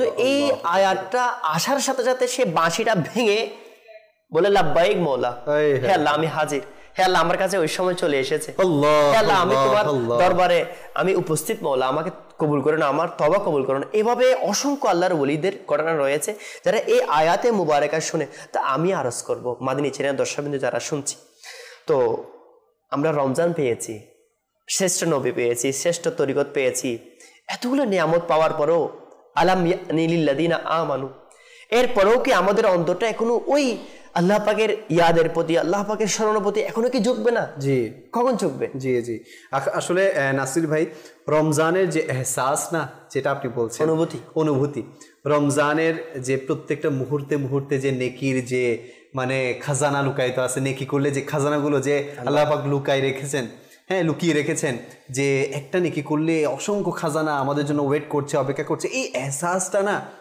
এটা তারই নসিব হবে যাকে আল্লাহ পাক দিবেন। আসলে আপনি যে বলছেন এহসাস, একটা সিজদার বিনিময়ে আল্লাহ পাক, এটা অন্য রমজান মাসের বাইরে যেগুলো সিজদা আছে, এক একটা সিজার বিনিময়ে আল্লাহ পাক 1200 নেকি দান করবেন। এটা হচ্ছে বোনাস স্বরূপ। সিজার নেকি আলাদা, রমজানের বোনাস আল্লাহ পাক আমাদেরকে দিচ্ছেন প্রত্যেকটা সিজার বিনিময়ে, রাতে হোক দিনে হোক, যখনই হোক একটা সিজা করব আল্লাহ পাকের দরবারে, এটার বিনিময়ে 1200 নেকি। আচ্ছা, শুধু তাই নয় লিয়াকত ভাই, আল্লাহ পাক এমন একটা জান্নাতের মধ্যে মানে ফলের গাছ দান করবেন যে গাছের শুধু ছায়াকে অতিক্রম করতে অষ্টারোহী যে আছে, মানে যে ঘোড়ার আরোহী আছে, অষ্টারোহীকে প্রায় 500 বছর দৌড়াতে হবে শুধুমাত্র গাছের ছায়াকে অতিক্রম করতে। সে গাছটা কত বড় হবে! এক একটা সিজদার বেরোবে আল্লাহ পাক এমন কাজ দান করবেন। আর জান্নাতের মধ্যে এমন মহল দান করবেন যে মহলের শুধু বাস দরজা হবে স্বর্ণের দরজা, জমিন থেকে আসমান পর্যন্ত। আচ্ছা, দরজা যদি এত বড় হয়, ঘর কত বড়, জান্নাত কত বড় হবে! আসলে বিষয়টা লেখাত ভাই আমাদেরকে বুঝতে হবে যে আল্লাহ পাককে মহব্বত করতে হবে। অবশ্যই আমরা আল্লাহ পাকের নগণ্য বান্দা, আল্লাহ পাকের মানে নগণ্য বান্দা। আমাদের জীবন আসলে অতি সংক্ষিপ্ত, আমরা ধীরে ধীরে মৃত্যুর দিকে ধাবিত হচ্ছি। এই রমজান মাস আসছে, মানে আমি নিজে ফিলিং করছি লিয়াকত ভাই, রমজান মাসের ইবাদতটা অন্য ইবাদত চেয়ে মানে একটা মানে আল্লাহ পাকের মহব্বত এনে দেয়, কেড়ে নেই। যে সিজার মধ্যে একটা স্বাদ আসে, যেহেতু শয়তান এখন বন্দি, জান্নাতের দরজা খোলা, জাহান্নামের দরজা বন্ধ। তো এই সিজদার মধ্যে একটা স্বাদ রয়েছে। আমি মদিনার দর্শক, আপনি তাহাজ্জুদ পড়ে দেখুন না, আপনি নামাজ পড়ে দেখুন, আপনি রোজা রেখে দেখুন, আল্লাহ পাক ইবাদতের মধ্যে আল্লাহ পাকের বান্দার যে স্বাদ আছেন, আলা বিযিকরিল্লাহি তাতমাইন্নুল কুলুব, মানে আল্লাহ পাকের জিকিরের মধ্যে, আল্লাহ পাকের ইয়াদের মধ্যে আল্লাহ পাক মানুষের যে দিলের যেটা শান্তি প্রশান্তি, এটা আমরা সবাই ডাক্তারের কাছে, এর কাছে কবিরাজের কাছে সবাই যায় একটু শান্তির জন্য। আল্লাহ পাক আমাদেরকে এই রোজার মধ্যে শান্তি রেখেছেন, ইবাদতের মধ্যে। এটা আমি নিজে রাখবো, পরিবারদেরকেও রাখি না, পরিবার সবাইকে রোজার সাথে সাথে নামাজের সাথে সাথে বেপরদাকি থেকে বাঁচাই। মানে মার্কেটের নাম দিয়ে পরিবারের যুবতী মেয়েদেরকে বা যারা মহিলামা আছে তাদেরকে আমরা মার্কেটে না পাঠাই। হ্যাঁ, প্রয়োজন আমি নিজে নিয়ে আসি নিজের সাধ্য মতে, কিন্তু তাদেরকে আমরা তাদেরকে গুনাহের রাস্তার মধ্যে ছেড়ে আমরা দায়ুস না হয়। কেন হাদিস পাকের মধ্যে রয়েছে, যারা নিজের মুহিরম যারা আছেন, মা বোন বিবি বাচ্চা যারা আছেন, তাদেরকে অবাধ মেলামেশা, মার্কেটে যাচ্ছে অবাধ মেলামেশা হয়ে যাচ্ছে, মানে এটা যদি না চাইতে হয়ে যাচ্ছে স্বাভাবিকভাবে। তো এমন মেলামেশার মধ্যে আস্তাগফিরুল্লাহ যদি আমি করতে দিই, তবে আমি গুনাহগার হব। তো আল্লাহ পাক আমাদেরকে রহমত, আমি আজকে কোরআনে কারিমে একটা আয়াত তিলাওয়াত করেছি, অনেক মানে হৃদয় বিদারক আয়াতটা। আল্লাহ পাক আমাদেরকে মানে মাগফিরাতের প্রতি উৎসাহিত করছেন। শয়তান আমাদেরকে মানে ফাহশা এবং কৃপণতার প্রতি উৎসাহিত করেছেন, আর আল্লাহ পাক আমাদেরকে মাগফিরাতের প্রতি এবং নিজের ফজল করুণার প্রতি উৎসাহিত করেছেন। আল্লাহ পাক চাচ্ছেন, এই আয়াতের মধ্যে আমি আজকে তিলাওয়াত করেছি সকলে, যে আল্লাহ পাক চাচ্ছেন আমার বান্দারা মাগফিরাত হয়ে যাক, কিন্তু আমরা নিচ্ছি না কেন? তো এই মাগফিরাতের জন্য আমরা পরিবার সহকারে যেন নিই, যেন পরিবার সহকারে জান্নাতে একসাথে থাকতে পারি। হাদিস পাকের মধ্যে রয়েছে, আমার প্রিয় নবী সাল্লাল্লাহু আলাইহি ওয়াসাল্লাম ইরশাদ করেছেন, এটা মুস্তাদরাক এর দ্বিতীয় খণ্ডের 358 পৃষ্ঠার মধ্যে রয়েছে। আমার প্রিয় নবী সাল্লাল্লাহু আলাইহি ওয়াসাল্লাম ইরশাদ করেছেন, বান্দা যা কিছু নিজের জন্য, নিজের জানের জন্য এবং আপন পরিবার পরিজনের জন্য খরচ করে, অর্থাৎ নিজের জন্য অথবা পরিবারের পরিজনের জন্য খরচ করে, তো তার জন্য তা আল্লাহ তাআলা সাদকার সওয়াব লিখিয়ে দিয়ে থাকেন। অর্থাৎ ওই নিজের জন্য যে সাদকা করে থাকে, ওই নিজের জন্য খরচ করা এবং পরিবারের জন্য যে খরচ করে থাকে রমজান মাসে, হাদিস পাকের মধ্যে এটা রয়েছে, রমজান মাসে যেন আমরা প্রচার মানে অর্থাৎ ব্যয়কে যেন বিস্তার বাড়িয়ে দিই। কেননা রমজান মাসের যে আল্লাহ তাআলা যারা ব্যয়ের মধ্যে বাড়িয়ে দেন, তাদের রিজিকের মধ্যে বরকত দিবেন, এবং তা সাদকা, যেরকম সাদকা আমরা অনেকে বিষয়টা এইভাবে সহজে বুঝবো, আমি যদি কোনো ফকিরকে দান করি, কোনো মিসকিনকে দান করি, যে আমি 10 টাকা দিচ্ছি, 100 টাকা দিচ্ছি, সে খুশি হয়ে আমাকে দোয়া দিচ্ছে। তো আল্লাহ পাক আমাদেরকে এত অপরচুনিটি দিয়েছেন যে নিজের মাকে, নিজের পরিবারকে, নিজের স্ত্রী সন্তানকে বা অথবা নিজের উপর রমজান মাসে যেটা মানুষ খরচ করে থাকে, তা আল্লাহ তাআলা অপরকে সাদকা করলে যে সওয়াব, ওই সওয়াবটা সাদকা স্বরূপ আমাদেরকে সওয়াব দান করে।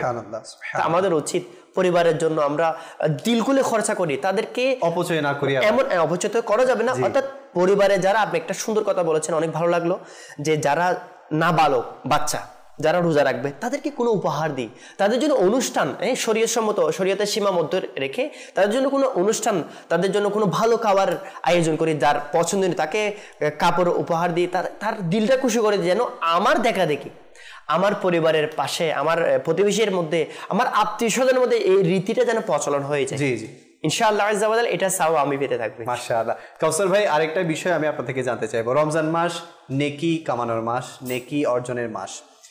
রমজানের রোজা ঘরের ছেলেরাও রাখে, মহিলারাও রাখে, ইসলামী ভাইরাও রাখে, ইসলামী বোনেরাও রাখে, কিন্তু আমরা একটা জিনিস বেশি দেখতে পাই, সেটা হচ্ছে ইসলামী বোনদের উপর একটু প্রেশার বেশি পড়ে। এক্ষেত্রে একজন পুরুষের দায়িত্ব কর্তব্য কি হওয়া চাই, কি করা উচিত একজন পুরুষকে, যেহেতু মহিলাদের কাজ একটু বেশি হয়ে থাকে, তাদের দায়িত্ব একটু বেশি হয়ে থাকে, পুরুষরা কি শুধু চাকরি বাকরি করলো, এরপর ঘরে চলে আসলো, ইফতার রেডিমেড ইফতার তার সামনে চলে আসলো, সেগুলো সে আহার করলো, সাহারির সময় সাহারি চলে আসলো, খাওয়ার সময় খাবার চলে আসলো। তো এই ক্ষেত্রে আপনার মাদানী ফুল কি হবে একটা পরিবারকে সুন্দরভাবে মেনটেন করার জন্য, যাতে করে ওই মহিলার ওই ইবাদতের ক্ষেত্রে কোনো গাফিলতি না হয়? আমরা অনেক সময় দেখি যে পুরুষরা না জেনে না বুঝে মহিলাদেরকে এমন চাপ প্রয়োগ করে তার যে ফরজিয়া ছুটে যাচ্ছে সেদিকে পর্যন্ত খেয়াল রাখে না। সে বলে তুমি তোমার কাজ করো, আগে আগে কাজ, তুমি আগে এটা করে দাও, ওটা করে দাও, এটা করো, এটা করো। তো এই ক্ষেত্রে আপনি কি বলবেন? খুব সুন্দর একটা কথা বলেছেন। আর বাস্তবিকভাবে এটাই আমাদের সমাজের মধ্যে এখন বাস্তব একটা চিত্র, এটাই দেখা যাচ্ছে। তো যেটা বলা হচ্ছিল যে আসলে আমাদের পরিবারে যদি সত্যিকার অর্থে আমি আমার পরিবারের কল্যাণকামী হই, হ্যাঁ, তাহলে কখনো আমি ওই কাজটা করব না যে চিত্রটা এখন দেখা যাচ্ছে আমাদের ইফতারের মুহূর্তে, সাহারির মুহূর্তের মধ্যে দেখা যায়। আমাদের কিছু একটা কাজ এদিক সেদিক হয়ে গেল, কোনো একটা খাদ্যপণ্য আসতে দেরি হয়ে গেল বা একটু ব্যতিক্রম হয়ে গেল, তো এটা রিয়েকশন তাৎক্ষণিক দেওয়া, মানে এমন একটা মন মানসিকতা তৈরি হয়ে যায় যে এটা পরিপূর্ণ দায়িত্ব একক ঘরের মহিলাদের হয়ে থাকে। আদৌ কিন্তু বিষয়টা এমনটা না। ইফতার এবং সাহারি দুইটাই ইবাদতেরই একটা অংশ। তো এর যারা আয়োজন করবে তারা ইবাদতের মধ্যেই শরিক হয়ে গেল। আমরা যদি ইবাদতের দিকেও তাকাই, নেকির দিকেও চিন্তা করি, তাহলে আমার নিজের এবং পরিবার সবাইকে উৎসাহ দেওয়া উচিত ইফতারের পূর্বে, ইফতার শুরু হওয়ার পূর্বেই যেন সবাই মিলেমিশে সহযোগিতার সাথে যেন ইফতারের আয়োজন হয়ে যায়। কেননা ইফতারের ওই মুহূর্তের মধ্যে আল্লাহ তাআলার রহমতের বৃষ্টি বর্ষণ হবে। ওই মুহূর্তের মধ্যে আল্লাহ তাআলা 10 লক্ষ জাহান্নামীদেরকে, যাদের উপর জাহান্নাম অলরেডি ওয়াজিব হয়ে গিয়েছে, তাদেরকে ক্ষমা করাবে। আমার কি ইচ্ছে করে না আমার স্ত্রীকে এই মুহূর্তে আমি মেহরুম না করে তাকেও ওই কল্যাণের সাথে শরিক করে, সেও যেন আগে থেকে তাকে সহযোগিতা করার মাধ্যমে শুরু থেকে যেন ইফতার ওই মুহূর্তের মধ্যে, ইফতারের আগেই তাকে নিয়ে, স্ত্রীকে নিয়ে, সন্তানকে নিয়ে, মা বাবাকে নিয়ে আল্লাহ তাআলার দরবারে দোয়া করা, ফরিয়াদ করা যে আমি নিজেকে বাঁচাবো। যেটা আমার হুজুর যেটা বলেছেন কোরআনের একটা আয়াতের ব্যাপারে, যে হে ঈমানদারগণ, নিজেকে এবং নিজের পরিবারবর্গকে ওই আগুন থেকে রক্ষা করো যার ইন্ধন হচ্ছে মানুষ ও পাথর। জি, তাহলে ওই মুহূর্তে জাহান্নামীদের মুক্তি পাবে, আর আমার পরিবার মেহরুম হবে, আমার স্ত্রী মেহরুম হবে, আমার সন্তান মেহরুম হবে। এটা তো শুভাকাঙ্ক্ষীর কাজ নয়। তো আমার উচিত আমার স্ত্রীকে নিজে সহ পূর্বে থেকে সহযোগিতা করে, এবং সেও রোজাদার হয়ে থাকে, রোজাদারকে কষ্ট দেওয়াটা এটা আরও অকল্যাণকর কাজ। তো পারিবারিকভাবে যদি একটা পরিবারের প্রতি মহব্বত, ভালোবাসা, এটাকে বৃদ্ধি করতে হয়, এটাও বৃদ্ধি হবে এই সহযোগিতার মাধ্যমে। আরেকটা বিষয় হুজুর, যেহেতু আজকের বিষয়টা হচ্ছে রমজান এবং পরিবার, এখন দেখেন প্রত্যেকটা পরিবারের কর্তা তার সন্তানদের জন্য ভবিষ্যৎ চিন্তা ভাবনা করে যে আমার সন্তানের জন্য ভবিষ্যতে কি রেখে যাব আমি, যা আমি দুনিয়াতে একটা সুন্দর প্রাসাদ যদি রেখে যেতে পারতাম, আমার সন্তানের যদি প্রচুর কোনো সম্পদ রেখে যেতে পারতাম না, ওইটা কল্যাণ সবাই কামনা করে। কিন্তু একটা বড় চিন্তা করি আমি, যে ওই প্রাসাদ আমার সন্তান হয়তোবা ভোগ করতে পারে, হয়তোবা নাও করতে পারে, হয়তোবা তার আগে সে চলে যেতে পারে, শর্ত রয়েছে। কিন্তু আজ এই রমজানের মোবারক মাসের মধ্যে আল্লাহ তাআলা অনেকগুলো নিয়ামতের মধ্যে একটা নিয়ামত হচ্ছে এটা, যে প্রতিটি সিজদার বিনিময়ে আল্লাহ তাআলা 1500 নেকি তো দিবেন, সাথে লাল পদ্মরাগের পাথর দ্বারা নির্মিত প্রাসাদও দিবেন। তাহলে আমার সন্তানের ভবিষ্যৎ আখিরাতের জন্য আমার সন্তান কি রমজান মাস এটা হাসিল করেছে? আমার পরিবারের প্রত্যেকটা সদস্য কি জান্নাতের মধ্যে প্রাসাদ হাসিল করতে পেরেছে? আমার প্রত্যেকটা পরিবারের সদস্যটা কি, যে আল্লাহ রাসূল সাল্লাল্লাহু তাআলা ইসলাম বলেছেন, জিব্রাইল আমিন লানত দিয়েছেন যে এই মাস রমজানুল মুবারক মাস পেল কিন্তু নিজের মাগফিরাত করাতে পারলো না, গুনাহ ক্ষমা করতে পারলো না, তাদেরকে অভিশাপ দিয়েছেন, আর সেটা কবুলও করে নিয়েছেন রহমতুল লিল আলামিন। জি জি, এটা নিঃসন্দেহে দোয়া কবুল।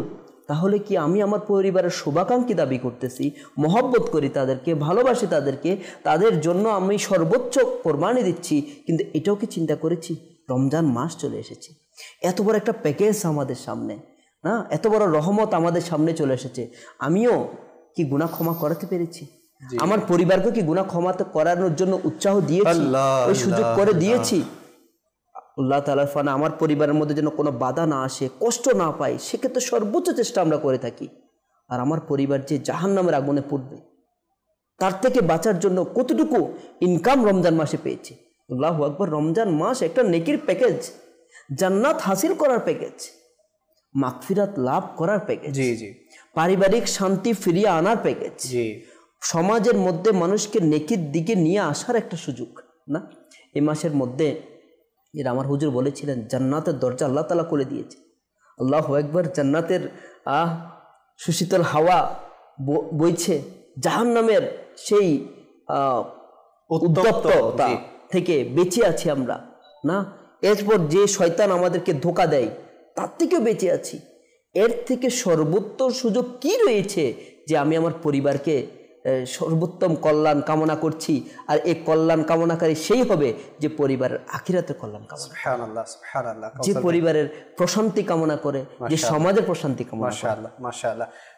একটা জিনিস আমার মাথায় আসছিল নাসির ভাই, কাউসার ভাই, রমজান ও পরিবার বিষয়ে আজকে আমরা সব কিছুর কম্পিটিশন করি, ঘরের মধ্যে এটা কেন কম্পিটিশন করি না যে এই রমজান মাস ছেলে বা মেয়ের মধ্যে, স্বামী স্ত্রীর মধ্যে, মা বাবার সাথে সন্তানের মধ্যে একটা কম্পিটিশন হয়ে যাবে যে কার আগে কে কোরআনে পাকের খতম দিবে। হ্যাঁ, এতে করে পুরো দিনের মধ্যে কোরআনে পাকের পড়ার একটা হিরিক লেগে যাবে। হ্যাঁ, ফজরের পরেও কোরআনে পাকের তেলাওয়াত, জোহরের পরেও কোরআনে পাকের তেলাওয়াত, আসলে অর্থাৎ পুরো সময়টাই তার কোরআন নিয়ে চলে যাবে। তো এই বিষয়গুলো আমাদের হয় না আজকে। আপনার সাথে খুব আমার মনে পড়তেছে, জি, মানে সংযুক্ত করি, আমাদের ছোটবেলায়ও যেটা দেখেছি আমাদের মধ্যেও মানে এটা প্রবণতাটা ছিল, এবং আমাদের মাশাআল্লাহ অনেক অভিভাবকরা এক্ষেত্রে উৎসাহিত দিত। মানে পরিবারের মধ্যে 2 ভাই থাকলে তাদের মধ্যে একটা কম্পিটিশন, যে আমি আমার ছোট ভাইতে দেখাচ্ছে 15 পারা পর্যন্ত পড়ে ফেলেছে, তা আমি কি করব, তার থেকে বেশি পাঠ করে আমি তার থেকে এগিয়ে যাব। এই কম্পিটিশনটা ছিল, এমনভাবে দেখা যাচ্ছে ছোটবেলায় 2 খতম 3 খতম এভাবে করে কোরআন পাকের তেলাওয়াতের প্রতি, ইবাদতের প্রতি একটা কম্পিটিশন দিত, পরিবারের মধ্যে উৎসাহ দিত।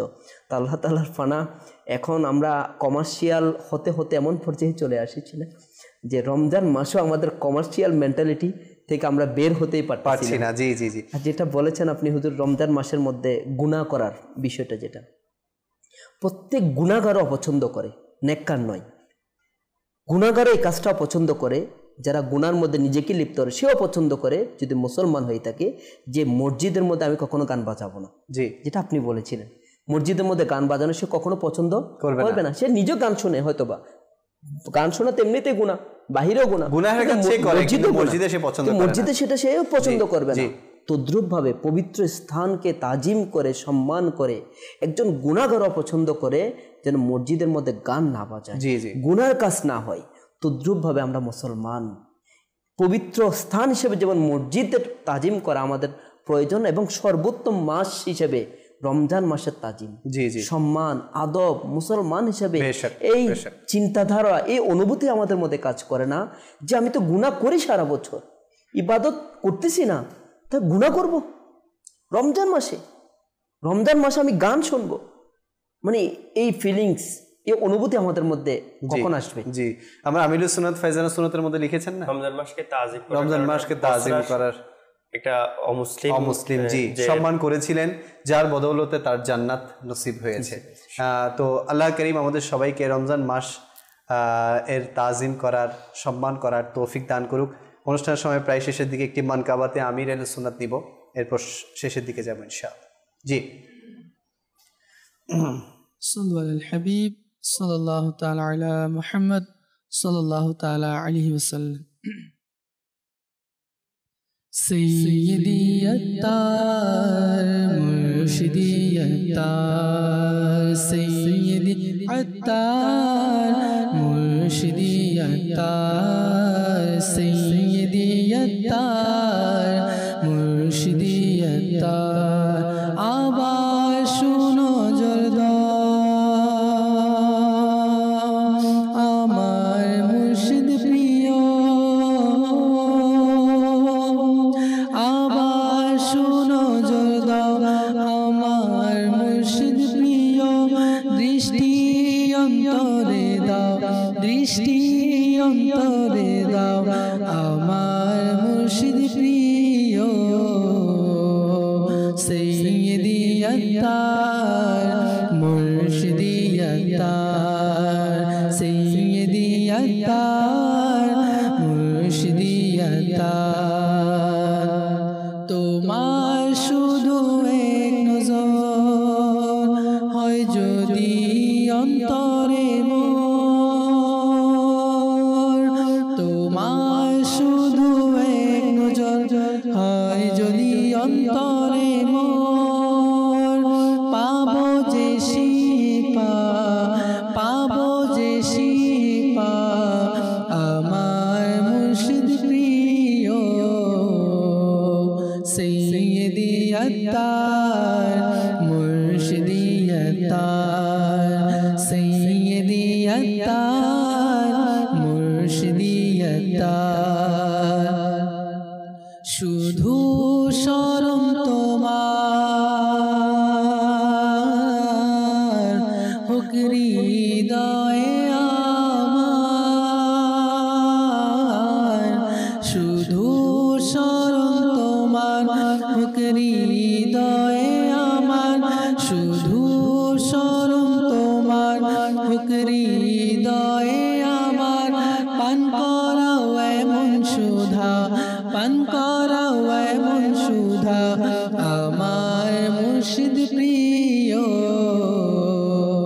সৈয়দি আত্তার মুর্শিদি আত্তার সৈয়দি আত্তার मुर्शिदी अत्तार ए गुनाहगार के ए बदकार के गुनाहगार के ए बदकार के तुमी मुखलिस बाना तुमी मुखलिस बाना आमार मुर्शिद प्रिय सैयदी अत्तार मुर्शिदी अत्तार सैयदी अत्तार मुर्शिदी अत्तार ए बदकारेर ऊपर गुनाहगारेर ऊपर ए बदकारेर ऊपर गुनाहगारेर ऊपर सदा राजी থেকো सदा राजी থেকো আমার মুর্শিদ প্রিয় সৈয়দি আত্তার মুর্শিদি আত্তার সৈয়দি আত্তার মুর্শিদি আত্তার মরণের কালে কঠিন সময় হবে মরণের কালে কঠিন সময় হবে মরণের কালে কঠিন সময় হবে আমার ঈমান বাঁচাও আমার ঈমান বাঁচাও আমার মুর্শিদ প্রিয় ইয়া সৈয়দি ইয়া মুর্শিদি ইয়া সৈয়দি ইয়া মুর্শিদি ইয়া সৈয়দি ইয়া মুর্শিদি মজদরিয়ায় টলমল তোরি যে আমার ইয়া মুর্শিদি ইয়া সৈয়দি সৈয়দি আত্তার মুর্শিদি আত্তার সৈয়দি আত্তার মাশাআল্লাহ। মাদানী চ্যানেলের দর্শকবৃন্দ, রমজানের প্রকৃত অনুভূতি যদি পেতে চান, একজন হক মুর্শিদের হাতে বায়াত হয়ে যান। কেননা যদি আপনার একজন হক্কানি মুর্শিদ থাকে, তার সোহবতের কারণে, তার সুনজরের কারণে আপনার আমার অন্তরে রমজান কেন, আল্লাহ পাকের মহাব্বত, নবী পাকের মহাব্বত অন্তরে চলে আসবে। আর যার দিলের মধ্যে রব তাআলার মহব্বত, প্যারে মুস্তাফা সাল্লাল্লাহু আলাইহি ওয়াসাল্লামের মহব্বত চলে আসবে, দুনিয়ার কোনো গুনাহ নাফরমানি তাকে পাকড়াও করতে পারবে না। তো এজন্য হক্কানি রব্বানি মুর্শিদ প্রয়োজন, যিনি আপনাকে দুনিয়া ও আখিরাতে সফলতা অর্জন করাবে। আল্লাহ করিম আমাদের সবাইকে, যারা আমরা বায়াত হয়েছি, আমাদেরকে কামিল পীর তো পেয়েছি, কামিল মুরিদ হওয়ার তৌফিক দান করুন। আর যারা এখনো কোনো কামিল পীরের হাতে বায়াত গ্রহণ করেননি, আমি আপনাদেরকে অনুরোধ করব, আপনাদের নিকটে যদি কোনো কামিল পীর থাকে, আপনারা তার হাতে বায়াত গ্রহণ করুন। যদি কামিল পীর আপনি পেয়ে না থাকেন, তাহলে আলহামদুলিল্লাহ, দাওয়াত ইসলামী যিনি প্রতিষ্ঠাতা আবু বিলাল মোহাম্মদ ইলিয়াস আত্তার কাদেরী রাজভী জিয়াইদ আহমদ বরকাতুল আলিয়া, যিনি বর্তমান জমানার কামিল হক্কানি একজন পীর ও মাশায়েখ, তো আমি আপনাদেরকে অনুরোধ করব, মাদানী চ্যানেলের মাধ্যমে হোক, ইমেইলের মাধ্যমে হোক, চিঠির মাধ্যমে হোক, প্রতিনিধির মাধ্যমে হোক, আপনারা সেই মর্দে কালান্দারের হাতে বায়াত গ্রহণ করে নিন। ইনশাআল্লাহুল করিম ওনার ফয়েজাত দ্বারা আপনারা রমজানের যে এহসাস, অনুভূতি, সেটা অন্তরের মধ্যে পাবেন এবং আল্লাহ পাকের মহব্বত অন্তরে ধারণ করতে পারবেন। অনুষ্ঠানের সময় প্রায় শেষের দিকে, নাসির ভাই, শেষ মাদানী ফুল আপনি কি দিবেন? আল্লাহ পাক আমাদের সবাইকে রমজানের তাজিম করার তৌফিক দান করুন। আমিন আমিন। তো আসলে আমরা এতক্ষণ যে আলোচনা হচ্ছিল তা নিজেকে এবং পরিবারকে সংশোধনমূলক। আসলে দাওয়াতি ইসলামে এটা হচ্ছে একটা সংশোধনের একটা মাধ্যম। জি। তো আমি এতটুক মানে অনুভূতিটা বলতে পারবো যে যতক্ষণ পর্যন্ত মাদিনী চ্যানেলে দেখছি আমরা, ততক্ষণ হয়তো বা আমাদের মেন্টালিটি তৈরি হবে, বা কিছুটা অর্ধেক বা একটু এর চেয়ে বেশি। এর পরবর্তী গিয়ে 1-2 দিন পর গিয়ে এগুলো যেগুলো শুনলাম আজকে মাদিনী চ্যানেলে, এর পরবর্তী গিয়ে হয়তো এগুলো মাথাও নাও থাকতে পারে, বা পরিবেশের কারণে চেঞ্জও হয়ে যেতে পারে। তো স্থায়ী সমাধান কি? স্থায়ী আমরা শুনতে থাকি, একটা টপিকে শুনি, এরপর আবার চেঞ্জ হয় না, আবার আগের মতন হয়ে যায়। তো স্থায়ী সমাধান হচ্ছে আমরা পরিবেশ আমাদের পরিবর্তন করতে হবে। জি। আমাদের পরিবেশ হচ্ছে, প্রথম পরিবেশ হচ্ছে আমরা সব সময় 24 আওয়ার্স আমরা মাদিনী চ্যানেলের মাধ্যমে আমরা পারিবারিকভাবে আমরা মাদিনী চ্যানেলের মধ্যে কানেক্ট থাকবো, অন্য কোনো চ্যানেল যেন এখানে প্রবেশ না করে। কেননা মাদিনী চ্যানেল এটা এমন একটা চ্যানেল, যে চ্যানেল দেখে এমন ঘরের স্ত্রী যিনি আগে স্বামীকে মানত না, এখন স্বামীকে অনেক ফরমদার হয়ে গিয়েছে, এমন স্বামী যিনি স্ত্রীর সাথে সম্মতিত ঘরের মধ্যে মানে খারাপ আচরণ করতো, সে মাদিনী চ্যানেল দেখে বা মাদিনী কাফেলাতে গিয়ে দাওয়াত ইসলামের ইজতেমাতে এসে পরিবর্তন হয়ে দাওয়াত ইসলামের একটা সংস্পর্শের কারণে আলহামদুলিল্লাহ চেঞ্জ হয়ে গেছে। তো এই চেঞ্জটা হচ্ছে স্থায়ী, কিছুক্ষণ শুনবো পরিবর্তন হয়, এটা স্থায়ী নয়। কিন্তু আমাদের চেঞ্জ হওয়ার জন্য স্থায়ীভাবে মাদিনী চ্যানেলের জন্য আমাদের অভ্যস্ত হতে হবে। 1, 2 নম্বর হচ্ছে যাদের পরিবারের মধ্যে আলহামদুলিল্লাহ পরিবারের বিষয়ে আজকে আলোচনা হচ্ছে, যাদের ছেলে আছে উপযুক্ত 15 বছর 20 বছর বা এসএসসি পরীক্ষা শেষ হয়ে গিয়েছে, তো তাদেরকে দাওয়াত ইসলামের নিকটস্থ যেখানে ইতিকাফ হচ্ছে 30 দিনের ইতিকাফ, আলহামদুলিল্লাহ চট্টগ্রামের মধ্যে মাদারবাড়ি পাম হাউস মসজিদে আলহামদুলিল্লাহ ওখানে 30 দিনের ইতিকাফ। এছাড়া বাংলাদেশের বিভিন্ন প্রান্তরে দাওয়াত ইসলামের পক্ষ থেকে 30 দিন ব্যাপী, 30 রমজান ব্যাপী আলহামদুলিল্লাহ 1 মাস ব্যাপী ইতিকাফের আয়োজন হচ্ছে। ওখানে আলহামদুলিল্লাহ নামাজ, ওযু, গোসল, মা বাবার সাথে সদাচরণের বিষয়ে, প্রতিবেশীর সাথে, আত্মীয় স্বজনের সাথে, অর্থাৎ একটা সুন্দর সঠিক সুস্থ একটা সুন্দর সচ্চরিত্রবান হওয়ার জন্য যা যা প্রয়োজন আলহামদুলিল্লাহ ওখানে প্রশিক্ষণ দেওয়া হয়ে থাকে। তা আপনার ছেলে বা আপনার ভাই বা আপনার আত্মীয় যদি এমন থাকে, তা আপনি দাওয়াত ইসলামের ইতিকাফে পাঠিয়ে দিন। বাকি রইল পরিবারবর্গ। তো ওনাদের জন্য যারা এমন আছেন যে কোনো ঠিকানা আছে আলহামদুলিল্লাহ যেখানে ইসলামী বন্ধের ইজতেমা হচ্ছে, ইসলামী বন্ধের ইজতেমা, পরিবারকে বাঁচাতে হবে, টপিক পরিবারকে বাঁচাতে হবে। তো ইসলামী বন্ধের ইজতেমা যেখানে হচ্ছে মহিলাদের ইজতেমা, দাওয়াত ইসলামের ইজতেমা, তো ওখানে আমাদের যারা মা বোন অথবা কন্যা যা স্ত্রী যারা আছে, মুহরিম যারা আছে, তাদেরকে আমরা দাওয়াত ইসলামের ইসলামী বন্ধের ইজতেমা, যেমন আলহামদুলিল্লাহ আমাদের ঘর পতেঙ্গা এয়ারপোর্টে আমাদের ঘরের মধ্যে ইজতেমা হয় প্রতি শুক্রবারে। আজকে আলহামদুলিল্লাহ আমাদের ঘরের মধ্যে ইজতেমা হয়। তো আমাদের আশেপাশে যারা আছেন তারা আমাদের ঘরে আসেন।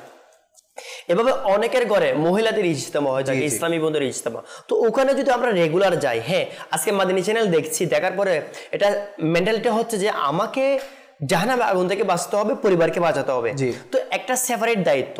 পুরুষদের জন্য ইতিকাফের বিষয় বললাম, বাকিদের জন্য মাদিনী চ্যানেল বললাম, আর আমরা যারা আমাদের ঘরে যারা ইসলামী বোন আছেন তাদের জন্য ইজতিমা রয়েছে। আলহামদুলিল্লাহ এইভাবে দাওয়াতে ইসলামের যেগুলো রেগুলার যে অ্যাক্টিভিটিস, যেমন ঘরের মধ্যে দরজ দেয়া, ফয়জানুস সুন্নাত থেকে দরজ দেয়া, তো এরকম দরজ দেওয়ার মাধ্যমে লিয়াকত ভাই এমন এমন গড় পরিবর্তন হয়ে গিয়েছে, মানে এটা মানে কল্পনাই করা যায় না। মানে গড় পরিবর্তন আগে এমন ছিল, আগে এখন পরিবর্তন হয়ে গিয়েছে। তো এটা হচ্ছে কি দাওয়াত ইসলামের প্রতিষ্ঠাতা আমিরুল সুন্নাতের লিখিত কিতাব ফয়জানুস সুন্নাত, যেটা আপনি www.dawatislami.net ওয়েবসাইটের মধ্যে আপনি প্রবেশ করলে এখানে ডাউনলোড করতে পারবেন। ফয়জানুস সুন্নাতের মাধ্যমে ঘরের মধ্যে যখন দরজ দেওয়া হয়, আলহামদুলিল্লাহ, অর্থাৎ ওখান থেকে পরে 7 মিনিট শুনে দেওয়া হয় একটা নির্দিষ্ট টাইমের মধ্যে, দুপুরে পর হোক বা রাত্রে হোক। তো ঘরের পরিবার পরিজন সবাইকে বসিয়ে যখন ওই দরজ দিব, ইনশাআল্লাহ আযজা ওয়া জাল পরিবার ইনশাআল্লাহ পরিবর্তন হবে ইনশাআল্লাহুল কারীম। সময় একেবারেই শেষ। আল্লাহ করিম আমাদের সবাইকে আজকে যা কিছু শুনেছি এর উপর আমল করার, পরিবারের কাছে তা পৌঁছিয়ে দেওয়ার তৌফিক দান করুক। আল্লাহ করিম আমাদের উপর রাজি হয়ে যাক, রমজানের বরকত আমাদেরকে হাসিল করার তৌফিক দান করুক। আজকে এতটুকুই। আগামীকাল অন্য একটি বিষয় নিয়ে আপনাদের সামনে হাজির হব। আপনাদের সুস্থতা কামনা করে এখানেই শেষ করছি। সল্লু আলাল হাবিব সাল্লাল্লাহু আলাইহি ওয়া সাল্লাম। तस्बीह को मुनाजात हो, तिलावत हो तराबी,